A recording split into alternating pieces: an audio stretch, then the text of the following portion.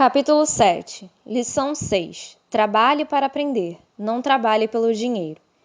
Em 1995, concedi uma entrevista a um jornal de Singapura. A jovem repórter chegou na hora e imediatamente começou a entrevista. Sentamos no hall de entrada de um hotel luxuoso, tomamos café e falamos do objetivo de minha visita à cidade.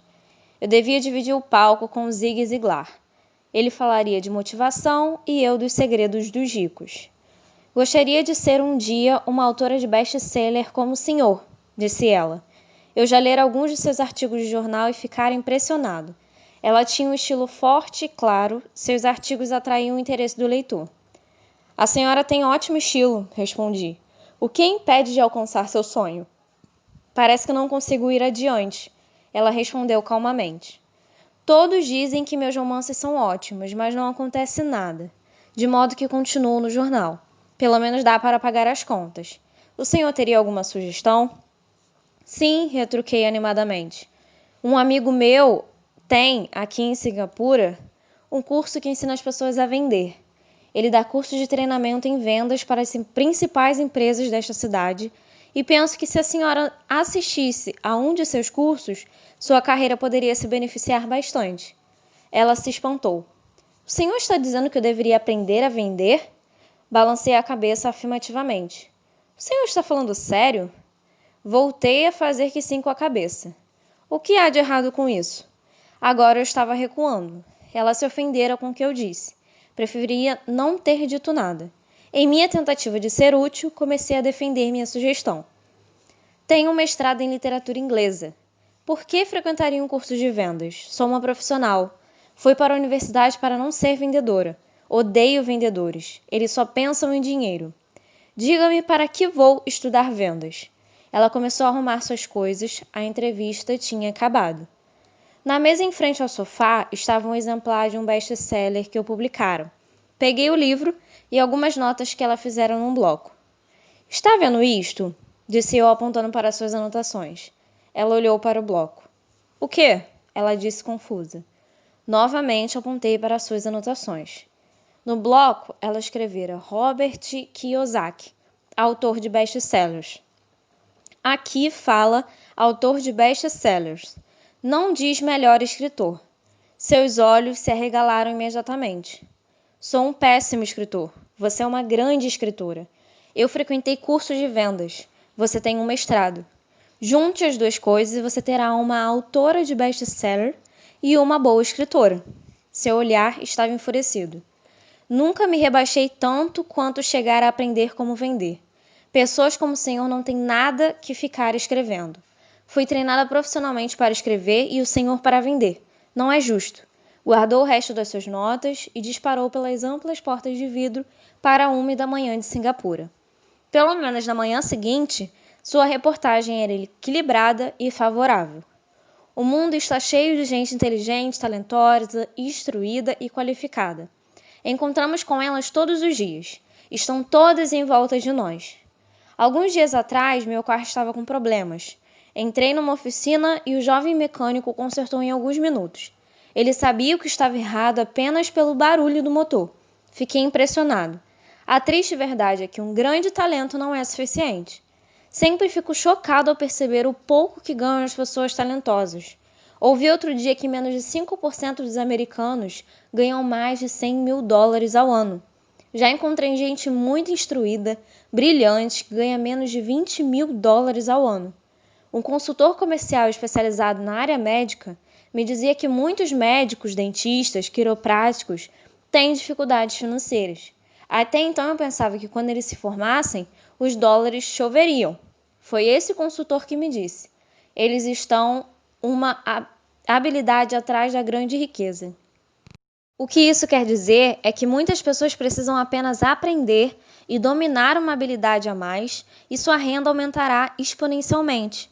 Já mencionei que a inteligência financeira é uma sinergia entre contabilidade, investimento, marketing e direito. Combine essas 4 habilidades técnicas e ganhar dinheiro com dinheiro será mais fácil. Quando se fala de dinheiro, a única habilidade que a maioria das pessoas conhece é trabalhar mais. O exemplo clássico de sinergia de habilidades era essa jovem jornalista. Se ela aprendesse ativamente as habilidades de vendas e marketing, sua renda poderia aumentar de forma espetacular. Se eu fosse ela, faria alguns cursos de redação publicitária além de vendas. Então, em vez de trabalhar no jornal, eu procuraria um emprego numa agência de publicidade. Mesmo se seu salário se reduzisse, ela aprenderia a comunicar-se sinteticamente como se faz com tanto sucesso na publicidade. Ela também aprenderia relações públicas, uma habilidade importante. Aprenderia como obter milhões em publicidade gratuita. Então, de noite nos fins de semana, ela poderia escrever seu grande romance. E quando este estivesse terminado, ela estaria mais apta a vender seu livro. E assim, em pouco tempo, ela poderia ser autora de best-sellers. Quando publiquei meu primeiro livro, Se Você Quer Ser Rico e Feliz, Não Vá para a Escola, um editor sugeriu que eu mudasse o título para A Economia da Educação. Falei que com um título como este eu só conseguiria vender 2 exemplares. Um para minha família, o outro para meu melhor amigo. O problema é que eles esperariam ganhá-lo. O agressivo título foi escolhido porque eu sabia que assim obteria toneladas de publicidade. Sou favorável à educação e acredito em reforma educacional. De outra forma, por que continuaria eu a pressionar por mudanças em nosso sistema de ensino antiquado? Por isso, escolhi um título que me permitisse ir a mais apresentações de televisão e rádio, simplesmente por causa da controvérsia. Muitas pessoas pensaram que eu era louco, mas o livro vendeu muito bem. Quando me formei na Academia de Marinha Mercante dos Estados Unidos, em 1969, meu pai instruído ficou feliz. A Standard Oil da Califórnia me contratara para a sua frota de navios-tanque. Eu era terceiro imediato e o salário era baixo em comparação ao de meus colegas, mas era um bom emprego para um recém-formado. Meu salário inicial era de cerca de $42 mil ao ano, incluindo as horas extras, e eu só trabalhava durante 7 meses. Tinha 5 meses de férias. Se eu quisesse, poderia ter ido para o Vietnã com uma empresa de navegação subsidiária e teria com facilidade dobrado meu salário, em vez de descansar nas férias. Tinha uma grande carreira à minha frente. Contudo, me demiti 6 meses depois e fui para a Marinha dos Estados Unidos para aprender a voar. Meu pai, instruído, ficou arrasado. Pai rico me deu os parabéns. Na escola e no local de trabalho estava em moda a especialização. Isto é, para ganhar mais ou obter uma promoção era necessário especializar-se. E por isso que os médicos imediatamente procuram especializar-se em algo como ortopedia ou pediatria. O mesmo se aplica a contadores, arquitetos, advogados, pilotos e outros. Meu pai instruído acreditava no mesmo dogma e ficou empolgado quando finalmente obteve seu doutorado. Ele muitas vezes admitia que as escolas recompensam as pessoas que estudam mais e mais a respeito de menos e menos. Pai rico me incentivava a fazer exatamente o oposto. Você precisa saber um pouco sobre várias coisas, era a sua sugestão. É por isso que durante anos trabalhei em diferentes áreas de suas empresas. Por um tempo, trabalhei no departamento de contabilidade. Embora eu provavelmente nunca chegasse a ser um contador, ele queria que eu aprendesse por osmose. Pai rico sabia que eu pegaria o jargão e o sentimento daquilo que é importante e do que não é importante. Também trabalhei como ajudante de garçom e como operário na construção, bem como em vendas, reservas e marketing. Ele estava preparando Mike e eu. Ele insistia em que nos sentássemos para assistir a seus encontros com diretores de banco, advogados, contadores e corretores. Queria que conhecêssemos um pouco sobre cada aspecto do seu império. Quando abandonei meu emprego bem pago na Standard Oil, meu pai instruído teve uma conversa séria comigo. Ele estava perturbado. Ele não podia entender minha decisão de largar uma carreira que oferecia salário alto, grandes benefícios, muito tempo de folga e oportunidades de promoção. Quando me perguntou certa noite por que você se demitiu, eu não consegui, por mais que tentasse, explicar para ele. Minha lógica não encaixava com a lógica dele. O grande problema é que minha lógica era a lógica de meu pai rico. A segurança no emprego era tudo que meu pai instruído, aprender era tudo para meu pai rico. Meu pai instruído pensou que eu tivesse ido para o curso para aprender a ser um comandante de navio. Pai rico sabia que eu estava lá para estudar comércio internacional. Enquanto estudava, fiz transporte de cargas, naveguei em grandes cargueiros, em navios-tanques e em navios de passageiros pelo Extremo Oriente e pelo Pacífico Sul. Pai rico me incentivava a navegar pelo Pacífico em lugar de ir para a Europa, porque sabia que as nações emergentes estavam na Ásia e não no velho continente. A maioria de meus colegas de turma, incluindo o Mike, ainda participava de festas nas suas fraternidades. E eu já estudava comércio, gente, estilos de negócio e culturas no Japão, Taiwan, Tailândia, Singapura, Hong Kong, Vietnã, Coreia, Tahiti, Samoa e Filipinas. Eu também frequentava festas, mas não em fraternidade. Cresci rapidamente. Meu pai instruído não conseguia entender por que eu me demitiria do emprego e entrara para a Marinha dos Estados Unidos. Disse-lhe que queria aprender a voar, mas realmente queria aprender a comandar tropas. Pai rico me explicara que a parte mais difícil da condução de uma empresa é a gestão de pessoas. Ele passara 3 anos no exército. Meu pai instruído tinha sido isento do serviço militar. Pai rico me falou do valor de aprender a liderar pessoas em situações difíceis. Liderança é o que você precisa aprender agora, dizia. Se você não for um bom líder, receberá um tiro pelas costas, como ocorre nos negócios. Ao voltar do Vietnã, em 1973, me desliguei, embora adorasse voar. Consegui um emprego na Xerox Corp. Fui para lá por uma razão, e esta não estava nos benefícios. Eu era bastante tímido e a ideia de vender me parecia a coisa mais apavorante do mundo. A Xerox tem um dos melhores programas de treinamento em vendas dos Estados Unidos. Pai rico ficou muito orgulhoso de mim. Meu pai instruído ficou envergonhado. Sendo um intelectual, considerava que os vendedores estavam abaixo dele. Trabalhei na Xerox durante 4 anos, até que superei o medo de bater as portas e ser rejeitado. Ao alcançar permanentemente um lugar entre os 5 maiores vendedores, me demiti e fui em frente, deixando atrás de mim outra grande carreira em uma ótima empresa. Em 1977, formei minha primeira empresa. Pai rico preparara Mike e eu para assumirmos empresas, de modo que agora eu precisava formá-las e pô-las a funcionar. Meu primeiro produto, uma carteira de nylon e velcro, era fabricado no Extremo Oriente e remetido a um armazém em Nova York, perto da escola que eu frequentava. Minha educação formal estava completa e era tempo de testar minhas asas. Se eu fracassasse, estaria falido. Pai rico achava que era melhor quebrar antes dos 30. Você ainda tem tempo de se recuperar, era seu conselho. Na véspera de meu 30º aniversário, a primeira remessa saiu da Coreia para Nova York. Hoje ainda faço negócios internacionais e, conforme me incentivou o pai rico, procuro os países emergentes. Minha empresa de investimento opera na América do Sul, Ásia, Noruega e Rússia. Há um velho dito, segundo o qual emprego é a sigla de quase quebrado. E infelizmente eu diria que isso se aplica a milhões de pessoas.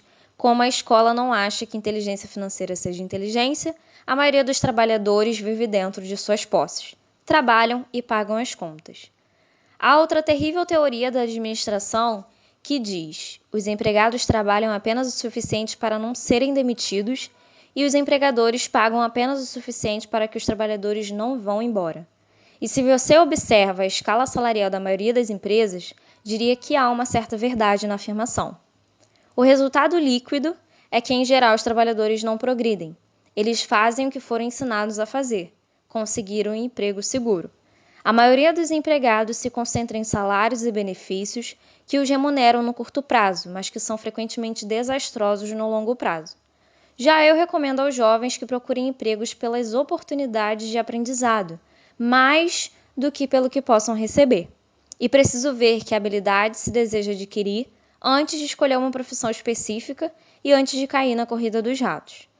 Uma vez aprisionadas num processo permanente de pagamento de contas, as pessoas se tornam como os pequenos hamsters correndo em suas gaiolas. Suas pequenas pernas peludas correm furiosamente, a roda gira furiosamente, mas dia vai, dia vem, elas ainda estão na mesma gaiola. Grande emprego. No filme Jerry Maguire, com Tom Cruise, há grandes bordões. Talvez o mais memorável seja: mostre meu dinheiro. Mas há outra frase que me parece mais verdadeira: aparece na cena em que Tom Cruise está saindo da empresa. Ele acaba de ser demitido e pergunta para toda a empresa: "Quem quer me acompanhar?" E todos permanecem silenciosos e petrificados. Apenas uma mulher se levanta e diz: "Eu gostaria, mas daqui a 3 meses serei promovida." A afirmação é provavelmente a mais verdadeira de todo o filme.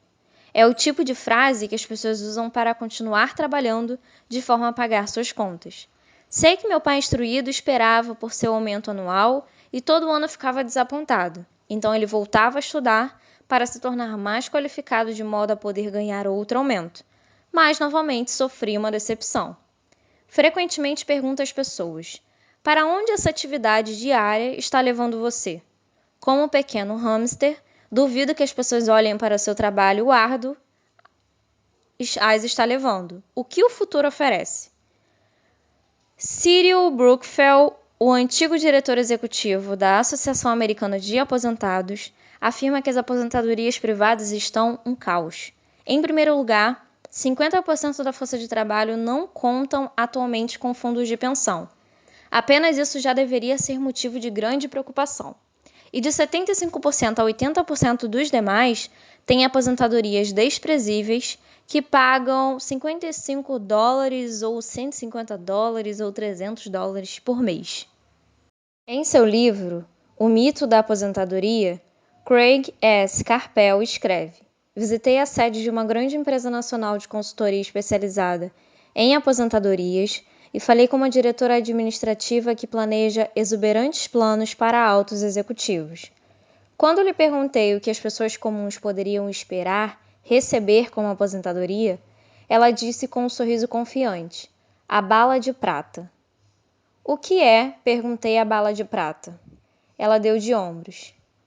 Se os baby boomers descobrirem que não têm dinheiro suficiente para viver quando forem mais velhos, eles sempre podem dar um tiro nos miolos.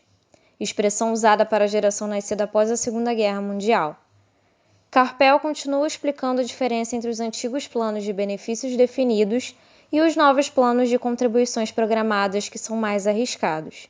Não é um quadro animador para a maioria das pessoas que está trabalhando atualmente. E isso é só aposentadoria. Quando se apresentam despesas médicas e casas de repouso para idosos, o quadro se torna aterrador. Em seu livro de 1995, ela indica que as despesas hospitalares variam de $30 mil a $125 mil ao ano. Em uma casa de repouso para idosos, sem qualquer mordomia, a anuidade estava em torno de $80 mil. Muitos hospitais em países onde a medicina é socializada já têm que tomar decisões dramáticas como quem permanecerá vivo e quem vai morrer. Eles tomam essas decisões com base no orçamento e na idade dos pacientes. Os cuidados médicos são destinados ao paciente mais jovem. O paciente mais velho fica para o fim da fila.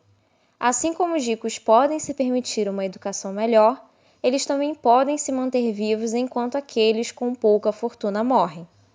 Fico imaginando se há trabalhadores pensando no futuro ou se eles apenas se preocupam com o próximo contra-cheque sem questionar-se sobre o que virá mais adiante. Quando falo para adultos que querem ganhar mais dinheiro, sempre dou o mesmo conselho. Sugiro que pensem no longo prazo. Em lugar de trabalhar simplesmente pelo dinheiro e pela segurança que são, admito, importantes, sugiro que procurem um segundo emprego onde possam aprender outra habilidade. Muitas vezes recomendo que se integrem a uma empresa de marketing de rede, também chamada de marketing multinível, se quiserem adquirir habilidades de venda. Algumas dessas empresas têm excelentes programas de treinamento que ajudam as pessoas a superar o medo do fracasso e da rejeição, que são as principais razões pelas quais a maioria das pessoas não é bem-sucedida. A instrução vale mais do que o dinheiro no longo prazo.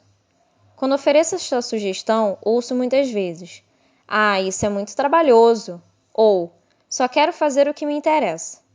Quanto à primeira resposta, retruco: então, o senhor prefere passar a vida entregando 50% do que ganha ao governo? Quanto à segunda observação, digo: eu não tenho interesse em ir à academia de ginástica, mas vou para me sentir melhor e viver mais. Infelizmente, há verdade no velho adágio: Não se podem ensinar truques novos a um cachorro velho, a menos que a pessoa esteja acostumada a mudar. É difícil mudar.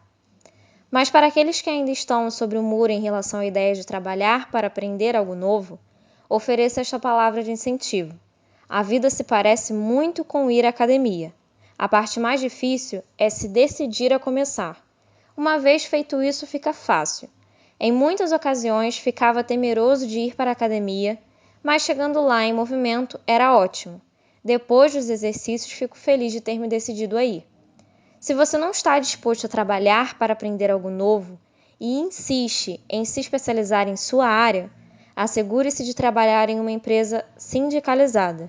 Os sindicatos foram planejados para proteger especialistas. Meu pai, instruído depois de ter caído em desgraça junto ao governador, tornou-se presidente do Sindicato de Professores do Havaí. Ele dizia que esse era o trabalho mais pesado que já tivera na vida. Meu pai rico, por outro lado, passou toda a sua vida fazendo o possível para que suas empresas não fossem sindicalizadas. Ele foi bem-sucedido. Embora os sindicatos fizessem força, pai rico sempre conseguia combatê-los. Pessoalmente, não tomo partido, porque posso ver a necessidade e os benefícios de ambas as situações. Se você seguir os conselhos da escola, tornando-se altamente especializado, então procure a proteção do sindicato. Por exemplo, se eu tivesse prosseguido minha carreira de piloto de aviões, eu teria procurado trabalhar em uma empresa em que o sindicato dos pilotos fosse forte. Por quê? Porque minha vida teria sido dedicada a aprender uma habilidade que só tem valor em um ramo de atividade. Se eu tivesse que abandonar esse ramo, as minhas habilidades não teriam valor em outra atividade. Um piloto sênior com 100 mil horas de voo, ganhando $150 mil ao ano, teria dificuldades em encontrar um emprego com igual remuneração no ensino escolar. As habilidades não se transferem necessariamente de um ramo de atividades para outro. Os pilotos recebem salários altos por possuírem habilidades que não teriam valor, por exemplo, no sistema de ensino. Atualmente se pode dizer o mesmo até no caso dos médicos. Com todas as mudanças ocorridas na medicina, os especialistas têm que se agrupar em organizações médicas como os planos de saúde. Sem dúvida que professores precisam se sindicalizar. Atualmente nos Estados Unidos, o Sindicato dos Professores é o maior e mais rico deles. A Associação Nacional de Educação tem uma força política tremenda. Os professores precisam da proteção de seu sindicato, porque suas habilidades também têm escasso valor fora da área da educação. De modo que a regra prática é: se for altamente especializado, sindicalize-se. Quando pergunto às minhas turmas, quais de vocês fazem um hambúrguer melhor do que o do McDonald's? Quase todos levantam a mão. Então pergunto, se a maioria de vocês faz um hambúrguer melhor do que o do McDonald's, como pode ser que o McDonald's ganhe mais dinheiro do que vocês? A resposta é óbvia. O McDonald's é um ótimo sistema de negócios. A razão pela qual tantas pessoas talentosas são pobres é que elas se concentram na preparação de um melhor hambúrguer e sabem muito pouco sobre o sistema de negócios. Um amigo meu do Havaí é um grande artista, ganha bastante dinheiro. Um dia o advogado de sua mãe ligou dizendo que ela lhe deixara $35 mil. Isto é o que sobrou de seus bens depois que o advogado e o governo pegaram sua parte. Imediatamente ele viu uma oportunidade de aumentar seus negócios usando parte desse dinheiro em publicidade. 2 meses depois, seu primeiro anúncio em cores de página inteira apareceu numa revista cara voltada para os muitos ricos. O anúncio foi publicado durante 3 meses. Ele não teve qualquer retorno e toda a sua herança foi embora. Agora ele quer processar a revista por ter sido enganado. Este é um caso típico de alguém que pode fazer um belo hambúrguer, mas conhece pouco de negócios. Quando lhe perguntei o que ele tinha aprendido, sua resposta foi que publicitários são escroques. Então lhe perguntei se ele não gostaria de fazer um curso de vendas e outro de marketing direto. Sua resposta foi: não tenho tempo e não quero jogar dinheiro fora. O mundo está cheio de pessoas talentosas. Com muita frequência, são pobres ou têm dificuldades financeiras ou ganham menos do que poderiam, pelo que sabem, mas pelo que não sabem. Concentram-se em aperfeiçoar suas habilidades de fazer um melhor hambúrguer, em vez de pensar em como vender e entregar esse hambúrguer. Talvez o McDonald's não faça o melhor hambúrguer, mas é o melhor no ofício de vender e entregar um sanduíche básico médio. Pai pobre queria que eu me especializasse. Era assim que ele achava que se ganhava mais. Mesmo depois de ouvir do governador do Havaí que não poderia mais trabalhar no governo do estado, meu pai instruído continuou me incentivando a me especializar. Pai pobre, então, encampou a causa do sindicato dos professores, fazendo campanhas por mais proteção e maiores benefícios para esses profissionais altamente especializados e instruídos. Ele nunca entendeu que quanto mais especializado você se torna, mais você fica amarrado e dependente dessa especialização. Pai Rico aconselhava Mike e eu a nos prepararmos. Muitas grandes empresas fazem ao mesmo. Procuram jovens recém-formados nas faculdades e começam a preparar essas pessoas para exercer um dia altos cargos na organização. Esses jovens brilhantes não se especializam em um departamento. Eles percorrem os vários departamentos para aprender todos os aspectos dos sistemas de negócios. Os ricos frequentemente preparam seus filhos ou os filhos dos outros. Ao fazê-lo, seus filhos adquirem uma visão geral das operações da empresa e conhecem a inter-relação entre os vários departamentos. A geração da Segunda Guerra Mundial considerava ruim ficar trocando de emprego. Hoje considera-se uma atitude inteligente, já que as pessoas ficarão mudando de emprego em lugar de buscar maior especialização. Por que não pensar em aprender mais do que em ganhar? No curto prazo, você pode ganhar menos. No longo prazo, resultará em grandes dividendos. As principais habilidades administrativas necessárias para o sucesso são: 1. Gestão do fluxo de caixa. 2. Gestão de sistemas, incluindo você e o tempo dedicado à família. 3. Gestão de pessoal. As habilidades especializadas mais importantes são vendas e compreensão da comercialização. E a habilidade de vender, portanto, de comunicar-se com outro ser humano, seja cliente, funcionário, chefe, cônjuge ou filho, a básica para o sucesso pessoal. São habilidades de comunicação, como redigir, falar e negociar, que são cruciais para uma vida de sucesso. São habilidades que exercito constantemente, fazendo cursos ou comprando fitas educativas para expandir meu conhecimento. Como já mencionei, meu pai instruído trabalhava cada vez mais arduamente quanto mais competente se tornava. Ele também se via cada vez mais encurralado quanto mais se especializava.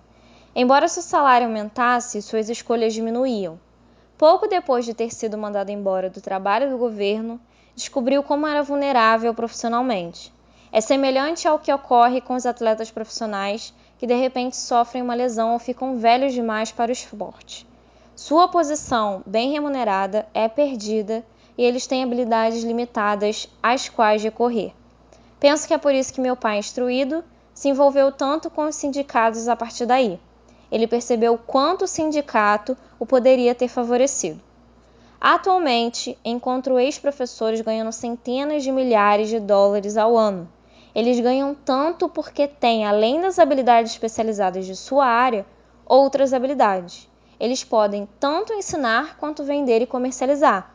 As habilidades de venda e marketing são difíceis para muitas pessoas, sobretudo em decorrência de seu medo e da rejeição. Quanto melhor você se comunicar, negociar e lidar com esse medo da rejeição, tanto mais fácil será a vida. Da mesma maneira que aconselhei aquela jornalista que queria tornar-se autora de best-sellers, repito isso para todos.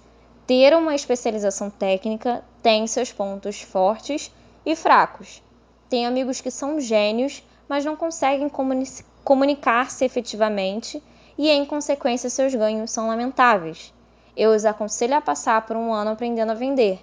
Mesmo se não ganharem nada, sua capacidade de comunicação melhorará, e isso não tem preço. Além de sermos bons aprendizes e vendedores e de entendermos de marketing, devemos ser tanto bons professores quanto bons alunos. Para sermos verdadeiramente ricos, devemos ser capazes tanto de dar quanto de receber.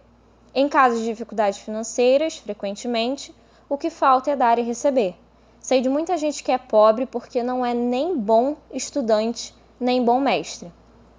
Ambos os meus pais eram homens generosos. Ambos tinham como regra primeiro a dar. A educação era uma de suas formas de doação. Quanto mais davam, mais recebiam. Uma diferença evidente estava na doação de dinheiro. Meu pai rico doava altos montantes. Doava para a igreja, para instituições de caridade, para a sua fundação. Ele sabia que para receber dinheiro, você deve dar dinheiro. A doação de dinheiro é o segredo da maioria das grandes famílias ricas. É por isso que existem instituições como a Fundação Rockefeller e a Fundação Ford. São organizações destinadas a tornar a própria riqueza e aumentá-la, bem como a distribuí-la perpetuamente. Meu pai instruído costumava dizer sempre: quando tiver algum dinheiro extra, vou doá-lo. O problema é que nunca havia um extra. Trabalhava sempre mais para conseguir mais dinheiro, em lugar de concentrar-se na principal lei do dinheiro: dar e receber. Ele acreditava no contrário: recebe e darás. Concluindo, tornei-me ambos os pais. Uma parte de mim é um capitalista convicto, que adora o jogo do dinheiro fazendo dinheiro. A outra é o do mestre, socialmente responsável, que está profundamente preocupado com o crescente hiato que separa os que têm dos que não têm. Acredito que o principal responsável por esse hiato crescente é o sistema de ensino arcaico.